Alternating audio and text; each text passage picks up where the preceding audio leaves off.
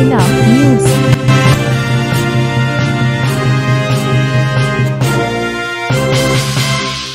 6 दिसंबर 1956 को बाबा साहेब जहाँ के थे वहाँ चले गए। साथियों, बाबा साहेब के जाने के बाद लगभग 10 साल तक ये कारवां रुका रहा। 1965 में 15 मार्च 1934 को पंजाब प्रांत में मानवर कांसीराम साहब का जन्म होता है। साथियों, पढ़ाई लिखाई करने के बाद 1965 में 1956 में बाबा साहेब का देहांत होता है। 10 साल तक ये मूवमेंट रुका रहता है। लेकिन साथियों, मैं बताना चाहता हूँ कि 1965 में मानवर मसीहा कांसीराम साहब जो DRDO कंपनी में नौकरी करते थे, लेकिन दीना भाना नाम के एक व्यक्ति ने महात्मा गौतम बुद्ध और जो है बाबा साहेब की जयंती की छुट्टी मांग रहे थे, लेकिन छुट्टी वहाँ का जो A क्लास का अधिकारी था वो छुट्टी नहीं दे रहा था। दीना भाना साहब बैठ के कोने में रो रहे थे। मानवर साहब उसी गली से गुजर रहे थे तो साहब ने पूछा, भाई क्यों रो रहे हो? तो दीना भाना साहब ने कहा, मैं अपने महापुरुषों की जयंती मनाना चाहता हूं, लेकिन हमको छुट्टी नहीं मिल रही है। साथियों, मान्यवर साहब उनको लेकर के अपने अधिकारी के पास जाते हैं, लेकिन अधिकारी से जब बात रखते हैं वो जोशी बिरादरी के थे और अंग्रेजी में साहब को गाली देते हैं। जब साहब को गाली देते हैं तो मान्यवर साहब उठा के पटक के जो है उसको मारने का काम करते हैं और उनकी दीना भाना साहब की छुट्टी के लिए लड़ाई लड़ने का काम करते हैं।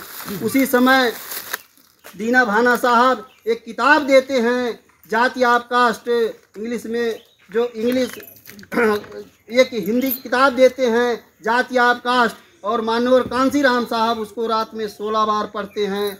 पढ़ने के बाद मानवर कांसीराम साहब उसी दिन अपने घर को चिट्ठी लिखते हैं कि आज से मैं न नौकरी करूंगा, न घर बसाऊंगा, न घर आऊंगा, और ये बहुजन समाज का जो कारवां रुका है, जो बहुजन समाज के लोग गरीबी झेल रहे हैं, जो बहुजन समाज के लोग रोटी कपड़ा और मकान, शिक्षा, सुरक्षा, सम्मान से वंचित हैं, आज से मैं इनकी लड़ाई बाबा साहेब के कारवां को, संत महापुरुषों के कारवां को आगे बढ़ाने का काम करूंगा। धन्य है मानवर मसीहा कांसीराम साहब। उन्होंने 1965 से संघर्ष शुरू किए और इसी समाज को जगाने के लिए कश्मीर से लेकर कन्याकुमारी तक मानवर कांसीराम साहब ने साइकिल चला करके लगभग सभी लोगों को वोट के अधिकार को बताने का काम किए, समाज को जगाने का काम किए। मानवर मसीहा कांसीराम साहब A क्लास के अधिकारी थे, चाहते तो ऐसो आराम की ज़िंदगी जी सकते थे, लेकिन साथियों नहीं, उन्होंने समाज की चिंता किया और महापुरुषों के मिशन को आगे बढ़ाने का काम किया। तो उन्होंने जो है साथियों कश्मीर से लेकर के कन्याकुमारी तक सरकार चलाने का काम किए। मानवर मसीहा कांसीराम साहब इस समाज को जगाने के लिए 3 दिन की रोटी, सूखी रोटी भे करके नमक में डाल करके खा करके इस समाज को जगाने का काम किए। मानवर मसीहा कांसीराम साहब 5 रुपए का कोट मुर्दा घाट से खरीद करके पहने हैं। उन्होंने समाज को, इसी समाज को जगाने के लिए ठंडी बिताए हैं मुर्दा घाट से कोट पहन करके। साथियों, मैं इसलिए बता रहा हूं साथियों, क्योंकि समाज जो है आज उन्होंने पूरे देश में लगभग 3.5 लाख लोगों को जागृत करके 1978 में बाम सेब बनाने का काम किए। साथियों, बाम सेब के लोग कहते हैं कि हमने बहुजन समाज पार्टी को हमने चलाया है। मैं बताना चाहता हूं कि अगर बाम सेब के साथियों ने सही सहयोग किया होता तो शायद 5 रुपए का कोट मुर्दा घाट से न पहनना पड़ता साहब को और 3 दिन की रोटी सूखी न खाना पड़ता। इसलिए मैं अपील करना चाहता हूं, साहब चाहते थे, मानवर मसीहा कांसीराम साहब चाहते थे कि हमारे समाज के जो पढ़े लिखे लोग हैं उनको आगे आना चाहिए। उनके पास रोजगार है, उनके पास नौकरी है। उनको बाबा साहेब ने भी कहा था कि ये मेरे समाज के पढ़े लिखे भाइयों, जब समाज में कुछ बन जाना तो समय, बुद्धि, पैसा खर्च करना। लेकिन साथियों, दुख की बात है कि हमारे पढ़े लिखे लोग भाई ही धोखा देने का काम करते हैं। उनके पास समय है। मैं आप लोगों से भी अपील करना चाहता हूं कि 23 घंटा जो है अपने घर का काम कीजिए, लेकिन 1 घंटा बहुजन समाज पार्टी के लोगों को जगाने और बताने का काम करिए, तभी हम आप इस देश के हुक्मरान बन पाएंगे। मैं साथियों पीछे ले जाना चाहता हूँ, 1978 में बाम सेब का गठन होता है, लेकिन साथियों उससे पहले बहन कुमारी मायावती जी 1977 में एक जनता पार्टी का सेमिनार था दिल्ली में, जो राजनारायण जनता पार्टी के नेता थे, उन्होंने एक सेमिनार रखा था, जात तोड़ो समाज जोड़ो। साथियों, मैं बताना चाहता हूँ, कुछ लोग बहन जी पे भी टिप्पणी करते हैं कि बहन जी निकल नहीं रही हैं, बहन जी कहीं बोल नहीं रही हैं, बहन जी कहीं संघर्ष नहीं कर रही हैं। तो मैं आपको बताना चाहता हूँ कि बहन जी 21 साल की उम्र में 1977 में उस सेमिनार में उनको भी आमंत्रित किया गया था, लेकिन बहन जी उस सम्मेलन में जब गई थी तो जैसे उनको बोलने का अवसर दिया गया, लेकिन उस सम्मेलन में सम्मेलन का नाम था जात तोड़ो समाज जोड़ो। लेकिन साथियों, जैसे हमारे भाई ने संचालन किए कि आए अपनी बात को रखें, उस संचालन में ये कहा जाता था कि फलाने हरिजन आए अपनी बात को रखें। इस बात को बहन जी अंदर ही अंदर गुरेद रही थी कि हमको मौका मिलेगा तो अभी मैं मुंह तोड़ जवाब देने का काम करूंगी। साथियों, 21 साल की उम्र में जनता पार्टी के सम्मेलन जो था जात तोड़ो समाज जोड़ो, जब बहन जी को मौका मिलता है तो खड़ी होती हैं, तो मुंह तोड़ जवाब देने का काम करती हैं कि हम लोग मान लीजिए हर माने भगवान जन माने आदमी, तो हम लोग भगवान के आदमी हैं, लेकिन और जो बैठे हैं क्या ये शैतान के आदमी हैं, ये भगवान के आदमी नहीं है। मैं आपको बताना चाहता हूँ कि बहन जी उस समय मुंह तोड़ जवाब देने का काम करती हैं विरोधियों को। तो साथियों, उसी समय वहाँ वाम सेब के दो साथी बैठे रहते हैं, वो बताने का काम करते हैं कि एक लड़की है, अगर उसको बहुजन मूवमेंट में जोड़ दिया जाए तो बहुजन का कारवां आगे बढ़ सकता है। वो दोनों जो है साहब कांसीराम से बताते हैं, साहब कांसीराम बहन जी के घर पे जाते हैं और बहन जी से पूछते हैं बेटी आप क्या बनना चाहती हो।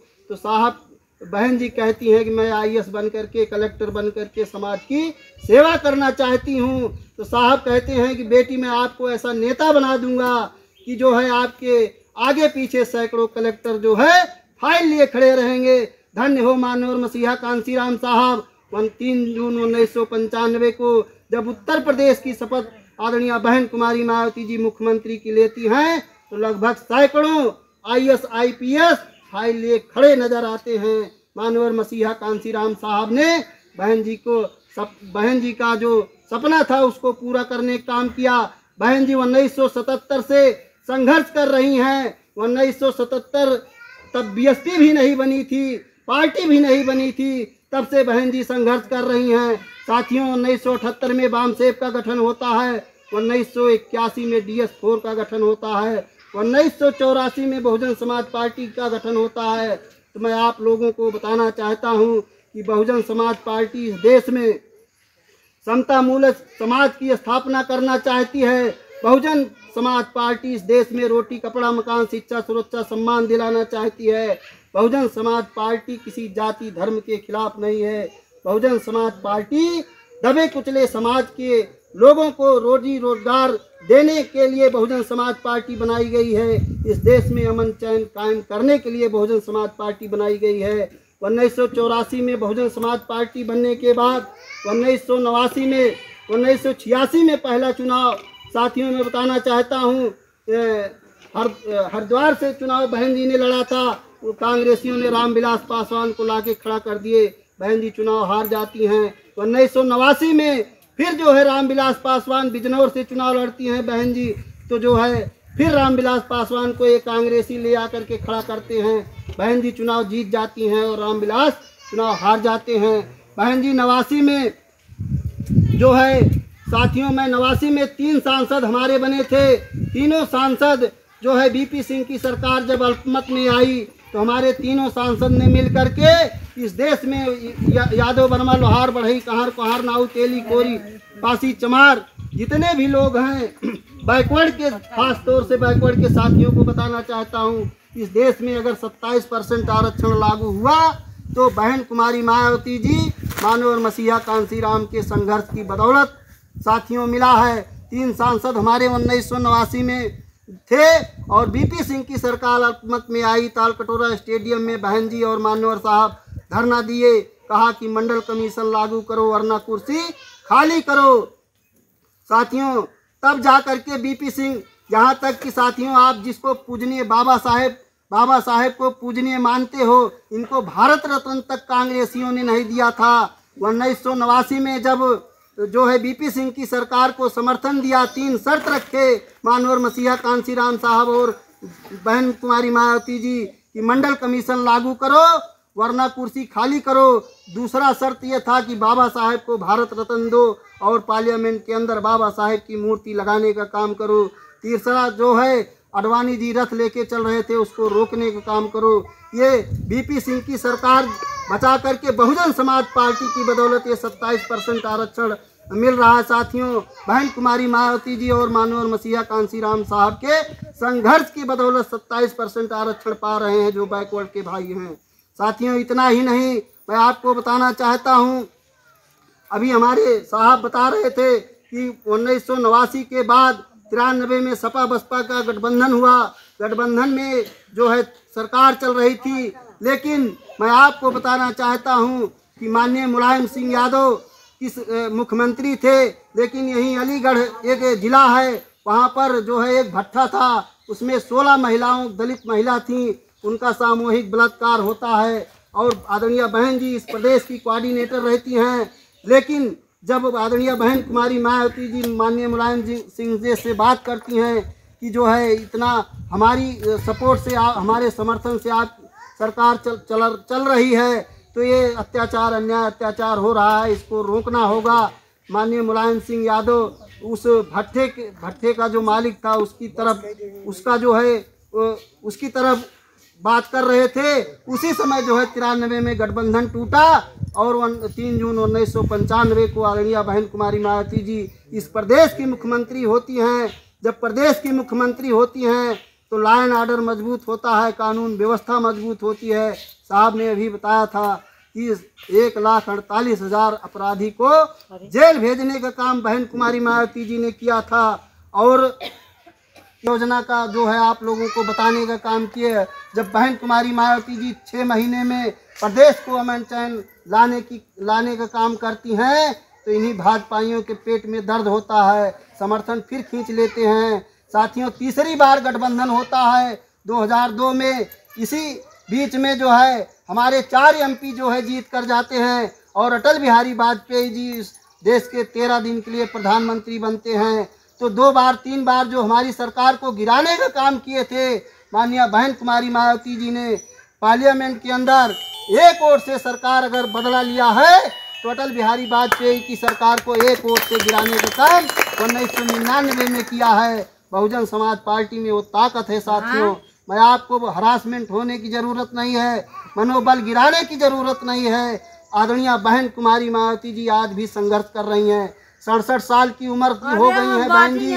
उनके उम्र के नेता चाहे सुषमा स्वराज हो, चाहे कल्याण सिंह हो, चाहे मुलायम सिंह हो, तमाम नेता ऐसे या तो ऊपर चले गए हैं या तो घर बैठ गए हैं, चाहे शरद पवार हो, चाहे लालू प्रसाद यादव हो, चाहे जो भी नेता हो। और आप लोग जिसके करोड़ों करोड़ों भाई हो पूरे देश में, वो लोग कहते हैं कि बहन जी घर से नहीं निकल रही हैं। सन 77 से लगभग 45-40 साल आदरणीय बहन कुमारी मायावती जी ने संघर्ष किया और आप लोगों का भी कर्तव्य बनता है। मैं आप लोगों को बताने आया हूँ, कहने आया हूँ कि आप लोग 23 घंटा अपने घर परिवार के लिए काम कीजिए, लेकिन 1 घंटा समय निकाल करके टोला मोहल्ला में माताएं बहनें भी हैं, वोट बहुजन समाज पार्टी को दिलाने का काम करो। चाहे जो प्रत्याशी आए, चाहे जो कैंडिडेट आए, उससे हमको नहीं देखना है, हमको देखना बहन कुमारी मायावती जी को है। जब इस देश का हम हुक्मरान बनेंगे तो आने वाली पीढ़ियों का भला होगा, आने वाले समाज का भला होगा, रोटी कपड़ा मकान शिक्षा सुरक्षा सम्मान मिलेगा। साथियों